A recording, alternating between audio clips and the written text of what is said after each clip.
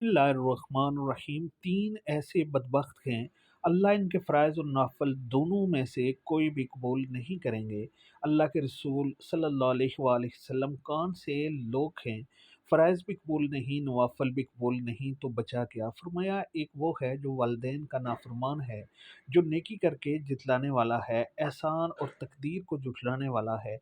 ये इंसान इसके फ़राइज़ भी और नवाफ़िल भी कबूल नहीं हैं। तीसरा बदबख्त वो है जिसको आज लोग बड़ा खुशनसीब कहते हैं। परेशानी क्या है, आओ पामिस के पास ले जाऊं, वो बड़ी पंची हुई सरकार हैं।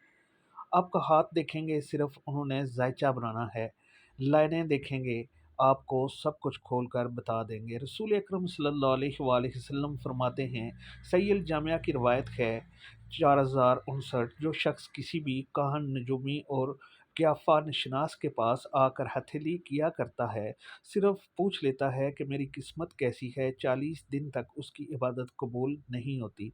और दूसरी रवायत के अल्फाज हैं, सही अल जामिया की रवायत है 5939, जिसने उससे पूछा, फिर उसकी बात को सच्चा समझा, उधर उसकी बात की तस्दीक हो गई और उधर कुरान का मुनकर और काफिर हो जाएगा। अकायद बचाओ, अमाल बचाओ। वैसे एक छोटी सी गुजारिश है, माशाअल्लाह पढ़े लिखे हैं।